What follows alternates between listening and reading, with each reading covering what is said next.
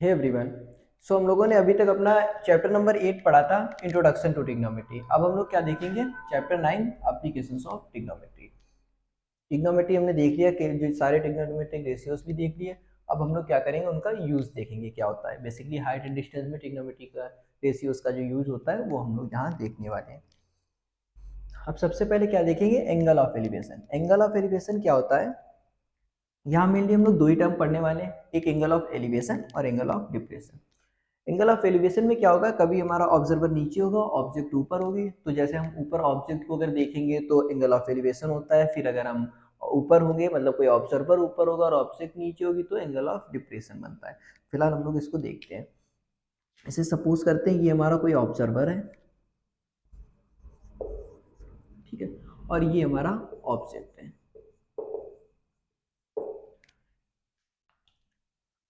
तो हम लोग क्या करेंगे, पहले एक वर्टिकल लाइन ड्रॉ कर लेंगे और ये हॉरिजॉन्टल लाइन ड्रॉ कर लेंगे, ठीक है, और इन दोनों को पॉइंट्स को मिला देंगे। तो क्या होगा? ऑब्जर्वर और ऑब्जेक्ट को मिलाने वाली जो लाइन होगी, ऑब्जर्वर और ऑब्जेक्ट को मिलाने वाली लाइन और ये हॉरिजॉन्टल लाइन के बीच का जो एंगल होगा, ऑब्जर्वर और ऑब्जेक्ट को मिलाने वाली, ऑब्जर्वर की आई साइड और ऑब्जेक्ट को मिलाने वाली लाइन और हॉरिजॉन्टल लाइन के बीच का जो एंगल होगा, उसे ही कहते हैं हम लोग एंगल ऑफ एलिवेशन, सिंपली। अब बाकी कुछ डायमेंशंस गिवन होगी और हम लोग क्या करेंगे, क्योंकि हमें पता है ये जो हमारा थीटा होगा ये 90 डिग्री होगा, ये हमारा थीटा 90 डिग्री होगा, ये 90 डिग्री होगा, यानी ये एक राइट एंगल ट्राइंगल होगा। और हम लोग सिंपली क्या करेंगे, इसमें जितने भी हमारे राइट एंगल ट्राइंगल के हमने क्या यूज किया था, sine theta P upon H और ये सब जो भी है यूज करके क्वेश्चन को सॉल्व करेंगे। अब अगर एक कंडीशन ऐसे हो सकता है कि ऑब्जर्वर हमारा यहाँ हो और ऑब्जेक्ट हमारी यहाँ हो, ठीक है, ये भी पॉसिबल है। तो इसमें क्या होगा, ये हमारी वर्टिकल लाइन हो गई और ये हॉरिजॉन्टल लाइन हो गई, और ये ऑब्जर्वर और ऑब्जेक्ट को मिलाने वाली लाइन हो गई। तो इसमें क्या होता है, ऑब्जर्वर, पहले तो हम क्या करेंगे, एक हॉरिजॉन्टल की एक पैरेलल लाइन ड्रॉ करेंगे, ठीक है। अब जो ऑब्जर्वर की आई साइड और ऑब्जेक्ट को मिलाने वाली लाइन और हॉरिजॉन्टल के जो पैरेलल लाइन ड्रॉ की है, उसके बीच का जो एंगल होता है उसे ही हम लोग कहते हैं एंगल ऑफ डिप्रेशन। ऑब्जर्वर की आई साइड और ऑब्जेक्ट को मिलाने वाली लाइन और हॉरिजॉन्टल के पैरेलल लाइन के बीच का जो एंगल होता है, इसको कहते हैं एंगल ऑफ डिप्रेशन। अब क्योंकि ये दोनों लाइंस हमारी पैरेलल होती हैं, सो अल्टरनेट एंगल के अकॉर्डिंग ये और ये एंगल सेम हो जाता है। जैसे अगर ये एंगल अल्फा है तो ये भी अल्फा हो जाएगा। इसका हमें यूज क्या करना है, क्वेश्चंस में करना है। तो सिंपली हमको क्या पता चला कि एंगल ऑफ एलिवेशन जब कभी हमारा इस टाइप का, जैसे ऑब्जर्वर नीचे होगा ऑब्जेक्ट ऊपर होगा, तो ये एंगल ऑफ एलिवेशन का यूज करेंगे। और कभी अगर ऑब्जर्वर ऊपर है और ऑब्जेक्ट नीचे है तो एंगल ऑफ डिप्रेशन का यूज करेंगे। उसके बाद हमें बेसिकली पता है कि ये 90 डिग्री होने वाला है, यानी ये एक राइट एंगल ट्राइंगल होने वाला है। इसका मतलब क्या करेंगे, हम लोग जितने भी ट्रिग्नोमेट्रिक रेशियोज के फॉर्मूले थे वो सब के सब यूज करेंगे और अपनी एक्सरसाइज सॉल्व करेंगे। सो हम लोग क्या करते हैं, अपना फर्स्ट क्वेश्चन देखते हैं। फर्स्ट क्वेश्चन में क्या गिवन है, इसका सॉल्यूशन देखते हैं। सिंपली इन क्वेश्चंस में क्या करना है, हमें सबसे ज्यादा ध्यान जो देना है वो फिगर बनाते टाइम ध्यान देना। अगर हमने सही फिगर ड्रॉ कर लिया इसका, अगर हमने बिल्कुल सही एग्जैक्ट फिगर बना लिया, इसका मतलब फिर सिंपल ट्रिग्नोमेट्री का यूज करना है और हमारा आंसर आ जाएगा। बहुत ही नॉर्मल कैलकुलेशन होगी।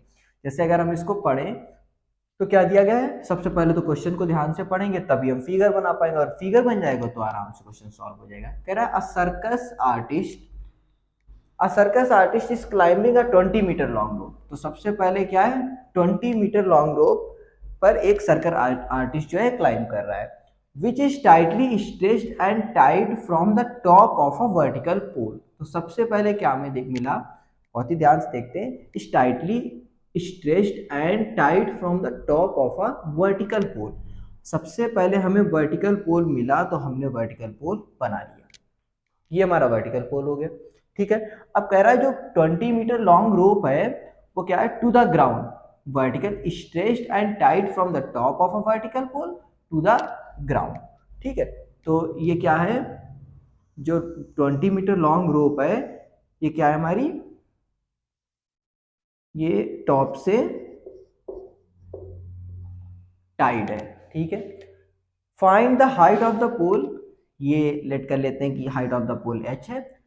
If the angle made by the rope with the ground level is 30 degree. Simple सी बात बता रहा है, ग्राउंड के साथ में मतलब इसके साथ में रोप ने 30 डिग्री एंगल फॉर्म किया है। और अब हमको क्या बताना है, h। तो सबसे पहले क्या करेंगे, nomination a b and c। ए सी हमारी रोप हो गई, बी और सी हो गई डिस्टेंस जहां पे रोप टाइड है ग्राउंड पे, और ए और बी हो गई पोल की हाइट। तो हम लोग सॉल्व करते हैं। अब सिंपली हम लोग वही अपने फॉर्मूलाज देखेंगे। हमें क्या क्या गिवन है, थीटा गिवन है। अब थीटा के सामने हमारा क्या होता है, परपेंडिकुलर, मतलब ये हमारा परपेंडिकुलर है। और ये तो बेस, इसका तो कोई काम नहीं है क्योंकि हमें इस निकालनी ही नहीं है इसके बीच की डिस्टेंस। और हमें ये क्या गिवन है, h, क्योंकि ये हमारा 90 डिग्री है। तो h और p गिवन है। अब हम क्या सोचेंगे कि कोई ऐसा ट्रिग्नोमेट्रिक रेशियो जिसमें p और h का रेशियो आता है। तो सिंपल सी बात है, हमें पता है क्या होता है, sine theta is equals to p upon h।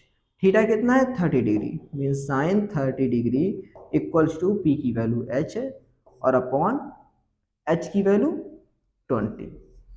ठीक है, साइन 30 होता है हमारा 1/2, ये हम पहले पढ़ चुके हैं, h 20, ये 20 इधर जाएगा तो 20/2 इक्वल्स टू h।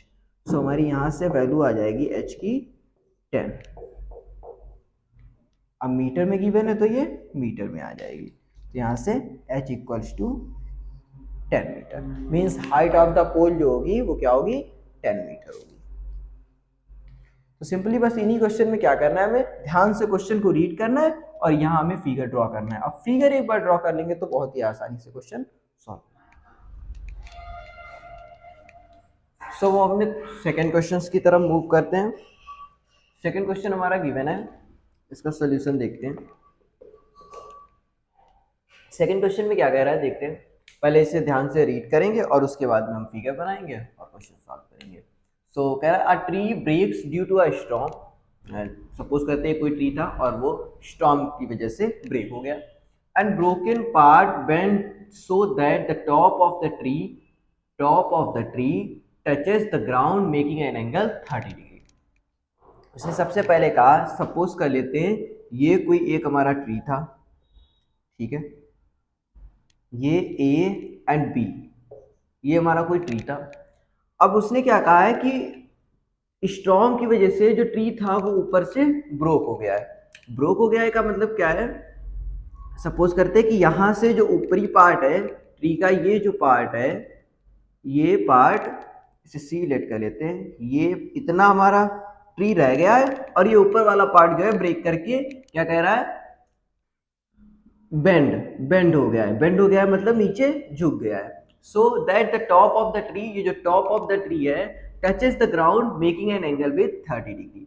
मीन्स ये इस टाइप का कुछ हो गया है और ये जो ग्राउंड के साथ जो एंगल बना रहा है वो 30 डिग्री है। ये एंगल हमारा 30 डिग्री है और इसे डी मान लेते हैं।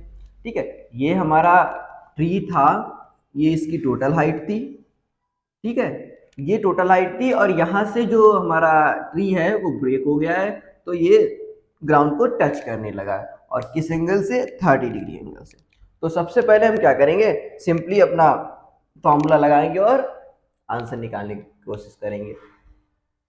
क्योंकि ये हमें 30 डिग्री दिया गया है और क्या कह रहा है, लास्ट एक वैल्यू भी देख लेते हैं क्योंकि जब तक कोई वैल्यू गिवन नहीं होगी हम सॉल्व नहीं कर सकते। फिर आगे क्वेश्चन कह रहा है the distance between the foot of the tree, means the foot of the tree ये है हमारा, to the point where the top touches, यानी यहां तक, ये यहां पर ही तो टॉप टच कर रहा है। ये जो डिस्टेंस है वो कितनी है हमारी, इज 8 मीटर, 8 मीटर। ठीक है, सो अब हमें क्या निकालना है, सी ए, क्योंकि हमें पूछ रहा है find the height of the tree. Height find करने के लिए हमें ए सी फाइंड आउट करना जरूरी है और B C, B C means C A C और सी ए, यही तो इसकी पूरी, ए सी और सी डी, यही तो इसकी पूरी हाइट हो जाएगी क्योंकि ये जो ऊपर का पार्ट है वो नीचे बेंड हो गया है, मीन्स ये हाइट तो पूरी ही रहेगी ट्री की। ठीक है, सो हमें ये हमारा क्या है, थीटा ये है तो ये हमारा परपेंडिकुलर है। ठीक है, तो हम क्या यूज करेंगे, परपेंडिकुलर और बेस, दैट मीन्स हमें tan थीटा यूज करना पड़ेगा। tan थीटा, अब थीटा हमारा कितना है, 30 डिग्री। tan 30 इक्वल्स टू क्या होता है, perpendicular upon base. So perpendicular क्या है, AC, और बेस हमारा 8 मीटर है। tan 30 क्या हो जाएगा, 1/√3 इक्वल्स टू AC अपॉन 8। तो ये क्या हो जाएगा, 8/√3। ये हो गई हमारी AC। अब हमको क्या निकालना है, अगर हम CD फाइंड आउट कर लें, ये जो हाइपोटेन्यूज है, यही हमारी इतनी हाइट होगी जो कि जहाँ से हमारा ट्री ब्रेक हुआ है। तो पहले AC निकालेंगे, मतलब CD निकालेंगे। तो हम क्या करते हैं, अब क्योंकि हमारे पास AD है और ये है, यानी B और H है, B और H है, इसका मतलब क्या है कि हम cos थीटा लगा देते हैं। सो क्या हो जाएगा, cos 30 degree is equals to B upon H means 8/CD। तो यहां से cos 30 जो होता है वो हमारा क्या होता है, √3/2 इक्वल्स टू 8/CD। अब यहाँ से CD अगर निकालेंगे, ये CD इधर जाएगा, √3 अपॉन में हो जाएगा, और ये हो जाएगा 8×2 = 16/√3। अब जो हाइट ऑफ द ट्री हो जाएगी, लेट करते हैं, टोटल हाइट जो थी वो h थी, यानी AB जो थी वो h थी। तो h क्या हो जाएगा हमारा, h हो जाएगा AC plus CD, AC plus CD, क्योंकि ये ब्रोक हुआ यहाँ से और यहाँ तक पे ट्री जो था हमारा वो पहले से ही है। तो AC plus CD means 8/√3 plus 16/√3। √3 हमारा जो है डिनोमिनेटर सेम है, तो डिनोमिनेटर्स को सिंपली ऐड करेंगे, ये हो जाएगा 24/√3, और इसको सॉल्व करेंगे तो क्या आएगा, 8√3 मीटर। ये हमारा फाइनली आंसर हो जाएगा, ये हो जाएगा height of the tree, h equals to 8√3। ठीक है, सिंपली क्या करना है, यहाँ से √3 से ऊपर नीचे मल्टीप्लाई कराएंगे तो 24√3/3 हो जाएगा, 3 से 24 कैंसिल हो जाएगा, सो 8√3 हो जाएगा। तो सबसे पहले हमसे क्या कह रहा था कि एक ट्री है, ट्री मान लेते हैं A और ये B पूरा ट्री था, और ये क्या कर रहा है, स्टॉर्म की वजह से टूट गया है, ब्रोक हो गया है, और वो बेंड हो गया है। तो जो हाइट होगी वो तो हमारी पूरी ट्री की ही होगी, चाहे ब्रोक भी हो गया हो, तब तक हाइट जो होगी वो तो पूरे ट्री की बतानी होगी ना, इसलिए हमने इसको इसमें ऐड कर दिया और हाइट हमारी आ गई। सो थर्ड क्वेश्चन देखते हैं अपना। थर्ड क्वेश्चन में भी क्या कह रहा है, देखते हैं। कह रहा है अब contractor plans to install 2 slides, एक कॉन्ट्रैक्टर को 2 जो स्लाइड्स हैं वो बनानी है। ठीक है, the children play in a park for the children below 5 years. दो कंडीशन गिवन है, एक बिलो 5 ईयर्स के लिए और एक है फॉर एल्डर्स, मतलब upper, greater than, more than 5 years. ठीक है, सो अबव द 5 ईयर्स, और ये क्या गिवन है, कह रहा है she prefer to have a slide. तो पहले क्या करते हैं हम लोग, फॉर द चिल्ड्रंस के लिए देख लेते हैं, यानी बिलो 5 ईयर्स के लिए देखते हैं। तो ये हमारा जो सोल्यूशन होगा, पहले होगा बिलो 5 ईयर्स के लिए। ठीक है, बिलो 5 ईयर्स। ठीक है, बिलो 5 ईयर्स के लिए क्या होगा, उसने बताया she prefers to have a slide whose top is at a height of 1.5 metre. Top जो है वो कितने हाइट पे होगा, तो मींस स्लाइड तो हमारी ऐसे होती है, स्लाइड जो होती है वो ऐसी होती है, ग्राउंड के साथ कोई ना कोई इंक्लिनेशन एंगल पे होती है। ठीक है, अब उसने बताया उसका जो टॉप होगा वो क्या है, 1.5 मीटर हाइट पे है, यानी ये 1.5 मीटर हो गया हमारा। ठीक है, ABC से रेड कर लेते हैं। And inclined at the angle of 30 degree, means ये 30 डिग्री एंगल पे इंक्लाइंड। देखो स्लाइड्स जो होती है हमारी ऐसे ही होती है, और साइड में ये हॉरिजॉन्टल लाइन और ये वर्टिकल लाइन होगी, सपोर्ट के लिए बना होता है। अब ये हाइट जो है इसके टॉप पॉइंट की 1.5 मीटर है, और यहाँ ग्राउंड से जो एंगल है इंक्लाइनेशन का उसे 30 डिग्री बताया गया है। तो सिंपली हमें इसकी क्या बतानी है, what should be the length, कह रहा है what should be the length of the slide, what should be the length of the slide. ठीक है, इन ईच केस स्लाइड की लेंथ जो होगी वो हमारी क्या होगी, AC। तो यही हमें फाइंड आउट करनी है। अब सिंपली सॉल्व करते हैं तो क्या होगा, AC ये तो हमारा थीटा है, तो ये हमारा परपेंडिकुलर हो जाएगा, और ये हमारा हाइपोटेन्यूज। तो हमें सिंपली हाइपोटेन्यूज फाइंड करना है। तो परपेंडिकुलर हाइपोटेन्यूज किस में आता है, साइन थीटा में। तो sine 30 equals to, perpendicular means 1.5 upon hypotenuse means AC। Sine 30 value होती है 1/2, 1.5 अपॉन AC। यहाँ से AC क्या हो जाएगा, 1.5 इंटू 2 मीन्स 3 मीटर। तो ये हो गए हमारे फॉर बिलो 5 ईयर्स चिल्ड्रन के लिए क्या हो गई, लेंथ ऑफ द स्लाइड। अब हम लोग क्या निकालते हैं, मोर देन 5 years, ठीक है, अबव 5 years, अबव 5 years या फिर एल्डर्स के लिए, ठीक है। तो इसके लिए हम फिगर ड्रॉ करते हैं। फिगर मोस्ट है, फिगर अगर नहीं बना पा रहे हैं या फिगर गलत हो रहा है तो क्वेश्चन भी गलत हो जा रहा है। सबसे ज्यादा फोकस फिगर पे रखना, उसके बाद क्वेश्चन तो बहुत ही आसान है। सो अब सेकेंड कंडीशन दी गई, for elders the height is 3 metre. तो हाइट जो है वो हमारी 3 मीटर हो जाएगी, यानी वही स्लाइड हमारी ऐसे ही होती है, ये हमारी 3 मीटर हो गई, ठीक है। A dash B dash C dash let कर लेते हैं इसे, और इंक्लाइनेशन इज 60 डिग्री। तो इंक्लाइनेशन जो गिवन है वो 60 डिग्री हो गया, ठीक है। और सिंपली हमें वही बताना है, क्या बताना है, the length of the slide, ठीक है।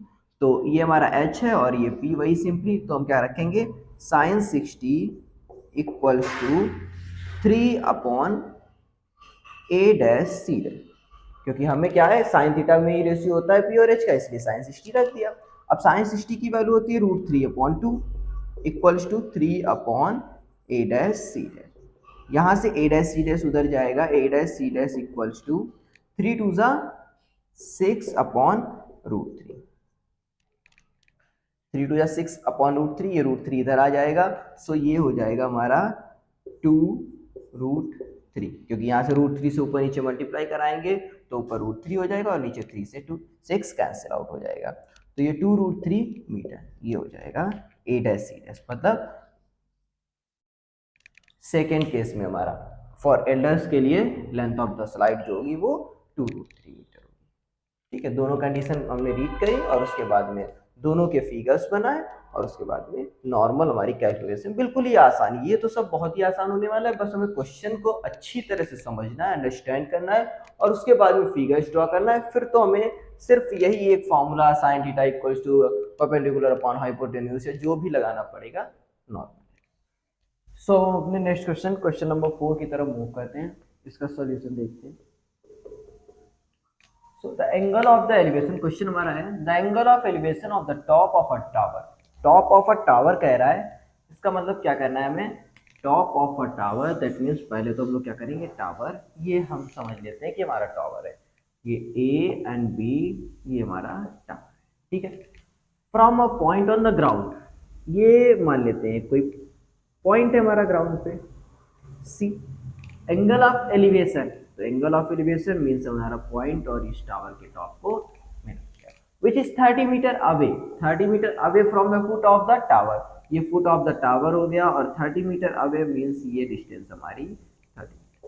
सिंपल उसने कहा the angle of elevation from the top of the tower, that means एक हमें टावर चाहिए, ठीक है। तो हमने एक ये tower, A B tower let कर लिया, from a point on the ground, ये ग्राउंड पे हमने क्या किया, एक पॉइंट लेट किया, विच इज 30 मीटर अवे, ये 30 मीटर अवे है टावर के फुट से, from the foot of the tower is 30 degree, ये एंगल ऑफ एलिवेशन 30 डिग्री है, and find the height of the tower, means हमें ए बी फाइंड आउट करिए। बहुत ही simply क्या फॉर्मूला लगेगा हमारा और हम इसको सॉल्व कर लेंगे, क्योंकि ये हमारा थीटा है तो ये ऑफकोर्स हमारा क्या होगा, परपेंडिकुलर, और ये क्या होगा, बेस। अब कोई ऐसा फॉर्मूला है या कोई ऐसा रेशियो बताओ ये जिसमें पी और बी आता हो, हमें पता है tan थीटा में आता है, that means tan 30 degree is equals to p by B and A B upon 30। tan 30 क्या होता है हमारा 1/√3 equals to A B by 30। यहाँ से ए बी 30 इधर चला जाएगा तो ए बी इक्वल्स टू 30/√3। क्या करेंगे, √3 से, क्योंकि अपॉन में √3 रखा नहीं जाता है, देन हम लोग √3 से रैशनलाइजेशन करा देंगे, ये हो जाएगा 30√3 अपॉन √3 इंटू √3 3 हो जाएगा और यहाँ से 3 कैंसिल आउट हो जाएगा, then A B equals to tan√3, ये आ गया हमारा हाइट ऑफ द टावर, ठीक है। बहुत ही सिंपल क्वेश्चन था। अब हम क्वेश्चन 5 की तरफ देखते हैं, इसका सॉल्यूशन देखते हैं। तो 5 में क्या कह रहा है, a kite is flying at a height of a 60 metre, कोई एक काइट है वो 60 मीटर की हाइट पे फ्लाई कर रही है। तो हम लोग क्या करते हैं, ये मान लेते हैं ये कोई पॉइंट, ये जो है ये काइट है और ये 60 मीटर की हाइट पे फ्लाई कर रही है, यहाँ से 60 मीटर की हाइट पे फ्लाई कर रही है, ठीक है। अब कह रहा है अबव द ग्राउंड, ठीक है, ग्राउंड के ऊपर, the string attach to the kite is temporarily tied at a point. कोई एक पॉइंट से जो स्ट्रिंग है वो टेम्परेरी अटैच कर दी जाती है, मतलब इस पॉइंट से क्या करते हैं, इस पॉइंट से एक स्ट्रिंग जो होती है, जो काइट की स्ट्रिंग है, उसे इस पॉइंट से टेम्परेरी टाइड कर दिया गया है, ठीक है, ऑन द ग्राउंड, ये ground. The angle of inclination of the string with the ground, of the string with the ground, that means ये एंगल ऑफ इंक्लिनेशन दिया गया हमें, क्या दिया गया है, 60 degree, A and B and C. अब हमें फाइंड आउट क्या करना है, find the length of the string, means ये स्ट्रिंग, और उसमें जो हमें क्या करना है, length of the string means A C find out करना है। तो सिंपली हमें पता है ये हमारा क्या है, ये थीटा है, तो ये परपेंडिकुलर हो गया और ये हाइपोटेन्यूज। अब कौन सा फॉर्मूला लगना है, साइन थीटा, तो साइन 60 इक्वल्स टू क्या हो जाएगा, A B means 60 upon A C, perpendicular upon hypotenuse होता है। अब साइन 60 क्या होता है, √3/2 equals to 60 upon A C हमारा उधर जाएगा तो क्या हो जाएगा 120, ये 2 की मल्टीप्लाई हो जाएगी अपॉन √3, फिर √3 से हम लोग क्या करेंगे, रैशनलाइजेशन, तो रैशनलाइजेशन के बाद में क्या हो जाएगा 120 √3/3, तो 3 से कैंसिल करेंगे तो ये 40, तो ए सी जो आ जाएगा हमारा 40√3, तो ये हो गया हमारा लेंथ ऑफ द स्ट्रिंग, क्या हो गया 40√3 मीटर। अब अगर 40√3 मीटर में √3 की वैल्यू रखना चाहे तो हम लोग क्या रख सकते हैं, √3 इक्वल्स टू 1.732 पुट कर सकते हैं, √3 की वैल्यू यहाँ भी और इस क्वेश्चन में भी। फिलहाल कोई जरूरी नहीं है, अगर आप रखना चाहें तो रख सकते हैं, एक्यूरेट आंसर आ जाएगा। सो हमारा 6th क्वेश्चन गिवन है, इसका सॉल्यूशन देखते हैं। A 1.5 meter tall boy is standing at some distance from a 30 meter tall building.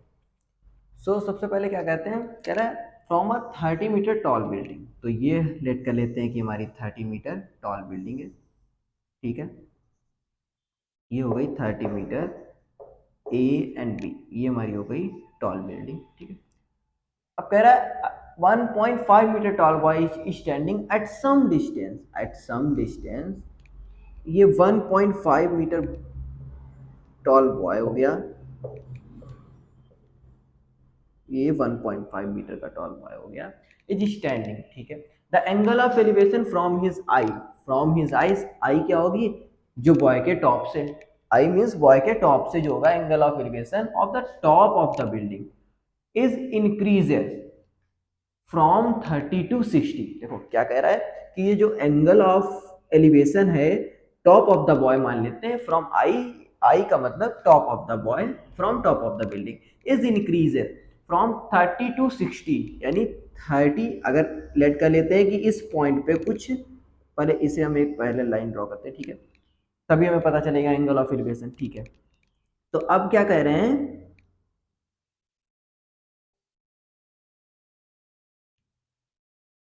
ठीक है, ये एक पैरेलल लाइन ड्रॉ की। अब क्या कह रहे हैं कि is increases from 30 to 60, from 30 to 60 का मतलब कि अभी 30 डिग्री है, ठीक है, अब 60 हो जाएगा, इंक्रीज हो जाएगा, इंक्रीज कब हो जाएगा, as he walks towards the building, जैसे वो बिल्डिंग की तरफ मूव करेगा। अब सपोज करते हैं, मान लेते हैं यहाँ पे आ गया, जो लड़का है वो यहाँ पे आ गया, और अब इतना उसने क्या किया, मूव कर लिया, ठीक है, तो एंगल ऑफ एलिवेशन है वो क्या हो गया, from the top of the building, ये क्या हो गया 60 डिग्री हो गया। यही कह रहे हैं, क्या कह रहे हैं, बहुत ही ध्यान से फिगर बनाना है और क्वेश्चन को समझना है। क्वेश्चन को समझ नहीं पाए या फिगर में कुछ भी गड़बड़ हुआ तो हमारा क्वेश्चन गलत होगा, श्योर गलत हो जाएगा, ठीक है। तो क्या उसने कहा 1.5 metre tall boy standing from 30 metre, ये जो बिल्डिंग है उसके सामने एक 1.5 मीटर का टॉल बॉय स्टैंड है, ठीक है। उसके बाद में क्या कह रहा है, the angle of elevation from his eyes means क्या होगा, टॉप ऑफ हिज हेड, तो वहां से जो एंगल ऑफ एलिवेशन है वो 30 से 60 हो गया, और कब हुआ, जैसे ही वो बिल्डिंग की तरफ थोड़ा सा मूव किया, ठीक है। अब कह रहा है find the distance he walk towards the building, यही डिस्टेंस हमें फाइंड आउट करनी है। तो बेसिकली क्या है, अब क्योंकि ये 1.5 मीटर है और टोटल ग्राउंड से लेके जो हाइट है बिल्डिंग की वो 30 मीटर है, तो क्या हो जाएगा, हम लोग पहले नोमिनेट कर लेंगे ये बी, बी, इसको बी डैश कर देते हैं, ये बी और सी और ये डी। ठीक है, अब क्या करते हैं, सिंपली हमको क्या करना है, ये डिस्टेंस फाइंड आउट करनी है, मीन्स डीसी फाइंड आउट करनी है। ये डिस्टेंस और ये डिस्टेंस तो हमारी इक्वल ही होगी, तो हमको डीसी फाइंड आउट करनी है और पता चल जाएगा कि वो बिल्डिंग की तरफ कितना मूव किया है। तो सबसे पहले तो हमें ये पता होना चाहिए। अब ये 30 तो ये पूरी है और इतनी है 1.5। देखो ये 1.5, दैट मीन्स ये जो डिस्टेंस है हमारी ये भी 1.5 होगी। और अगर ये 1.5 है, टोटल 30 है, दैट मीन्स जो ये इतनी डिस्टेंस होगी हमारी ए बी, ये क्या होगी 30 माइनस 1.5, दैट मीन्स 28.5 मीटर। ये डिस्टेंस होगी हमारी 28.5 मीटर। अब हम क्या करते हैं, सिंपली हमको कुछ नहीं करना है, बहुत ही आसानी से जितने भी राइट एंगल ट्राइंगल मिल रहे हैं उनको एक एक बार में सॉल्व करना है। फिर हमारी दो कंडीशंस निकलेंगी और दोनों को एक दूसरे से रिड्यूस करके बेसिकली हमें डीसी की वैल्यू चाहिए। बिल्कुल भी ओवर थिंकिंग या एक्स्ट्रा कुछ नहीं करना है हमें, सिंपली हमें दो right angle triangle find out करने हैं। जैसे एक ट्राइंगल हो गया हमारा एबीसी, तो सबसे पहले यही लिख लेते हैं, इन ट्राइंगल एबीसी, और इसमें कंडीशन लगा देनी है हाइपर पाइथागोरस थ्योरम जो होती है हाइपोटेन्यूज और परपेंडिकुलर और बेस वाली, ठीक है वो। तो सबसे पहले क्या करना है हमें, क्योंकि थीटा गिवन है और थीटा के सामने क्या गिवन है हमें, परपेंडिकुलर, और नीचे बेस, हमें बेस से ही तो मतलब है, इस बेस को निकालना है और इस बेस से मतलब है, तो बाकी से हमें कोई लेना देना नहीं है। ठीक है, तो सिंपली क्या करना है हमें, tan थीटा यूज करना है, यानी कि tan 60 इक्वल्स टू, हमें ज्यादा ध्यान नहीं देना, बस दो ट्राइंगल्स को कंडीशन रख के सॉल्व करना है, हमें खुद ही दिख जाएगा क्या करना है क्या नहीं करना है। तो ये क्या है 28.5, ठीक है 28.5 अपॉन अपॉन क्या हो जाएगा BC। ठीक है, तो यहाँ ये क्या हो जाएगा √3 इक्वल्स टू 28.5 अपॉन BC। अब यहाँ से सिंपली BC फाइंड आउट करेंगे तो क्या हो जाएगा 28.5 अपॉन √3। ठीक है, अब इसको अगर सॉल्व करेंगे तो क्या आ जाएगा 28.5 √3 अपॉन, ऊपर नीचे का √3 से मल्टीप्लाई कराएंगे तो √3 अपॉन 3, दैट मीन्स 3 9 जा 3 5 जा, ये हो जाएगा हमारा 9.5। ठीक है, ये एक कंडीशन निकल आई हमारी। क्या हो गया, BC की वैल्यू हमने फाइंड आउट करनी, हमें निकालना क्या है DC, BC भी हम लोग निकाल लेंगे। अब हम दूसरा ट्राइंगल देखेंगे तो दूसरा ट्राइंगल में क्या मिलेगा, दूसरा ट्राइंगल में क्या मिलेगा, ट्राइंगल ABD। तो क्या करते हैं, in triangle ABD, in triangle ABD। अब ABD ट्राइंगल में देखते हैं क्या होगा, थीटा हमारा 30 डिग्री, परपेंडिकुलर यही होगा, ध्यान से देखेंगे ये पूरे ट्राइंगल को अगर देखेंगे तो ये हमारा परपेंडिकुलर होगा और ये बेस हो जाएगा, तो tan थीटा ही लगा देते हैं हम, क्या लगाएंगे tan 30 degree equals to, perpendicular हमारा वही अगेन रहेगा 28.5 और अपॉन जो बेस हो जाएगा वो BD हो जाएगा। ठीक है, तो यहां से फाइंड आउट करेंगे तो हम लोग क्या आएगा हमारा आंसर, tan थीटा की जगह पे 1/√3 रखते हैं इक्वल्स टू 28.5 अपॉन BD। तो यहाँ से जब BD कैलकुलेट करेंगे तो BD इधर हो जाएगा, क्रॉस मल्टीप्लाई होगी तो हो जाएगा 28.5 √3। ठीक है, अब हमें क्या पता चल गया, सिंपल सी बात है, हमने दो कंडीशन, हमने कहा था बहुत ही नॉर्मल, हमें दो ट्राइंगल्स को यूज करना है, एक हमारा राइट एंगल ट्राइंगल ये था और दूसरा ये था, हमने दोनों से क्या निकाली, सिचुएशंस कंडीशंस निकाल ली। अब हमको क्या पता है, टोटल यहाँ से यहाँ तक की डिस्टेंस मीन्स BD पता है और ये BC पता है। तो सिंपली अगर हमको क्या फाइंड आउट करना है, अगर हमको DC फाइंड आउट करना है तो हम क्या करेंगे, DC इक्वल्स टू क्या हो जाएगा, टोटल डिस्टेंस में से यानी BD में से क्या करेंगे, BC को माइनस कर देंगे। सिंपली अगर BD टोटल डिस्टेंस में से इसे माइनस कर देंगे तो यही तो रह जाएगा, और इन दोनों की वैल्यूज हमें पता है BD और BC की, तो सिंपली कैलकुलेट कर लेते हैं। तो क्या हो जाएगा, BD की है 28.5 √3 और माइनस 9.5 √3, यही तो वैल्यू गिवन है, BD की 28.5 √3 और ये दी गई है BC की वैल्यू 9.5 √3। अब इसको माइनस करेंगे तो क्या आ जाएगी DC 19 √3 मीटर। DC जो हो जाएगी वो क्या हो जाएगी, तो वो कितना वॉक करेगा बिल्डिंग के टूवर्ड्स 19 √3 मीटर, और यही हमारा आंसर। ठीक है, तो बहुत ही ध्यान से देखना था क्योंकि इसमें हाइट दी गई थी बॉय की, तो वो भी हमें इंक्लूड करना था। अगर हाइट नहीं दी है तो हम नेग्लिजिबल मान सकते हैं, लेकिन क्योंकि 1.5 मीटर जो है हाइट ठीक ठाक होती है 30 मीटर की रेस्पेक्ट में, तो क्या करेंगे, इसे नेग्लिजिबल नहीं मान सकते और इसे हम इंक्लूड करेंगे, और इसके वजह से क्या होगी, हमारी ए बी की वैल्यू 28.5 रह जाएगी।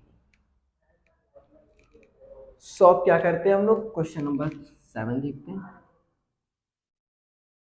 ठीक है, क्वेश्चन नंबर 7 को रीड करते हैं। बिल्कुल देखिए टफ लग सकता है क्वेश्चन, हो सकता है टफ, पर हमको क्या करना है, बहुत ही सिंपल सी दो बातें याद रखनी कि एक तो क्वेश्चन को बहुत ध्यान से समझना है और समझ के फिगर बनाना है।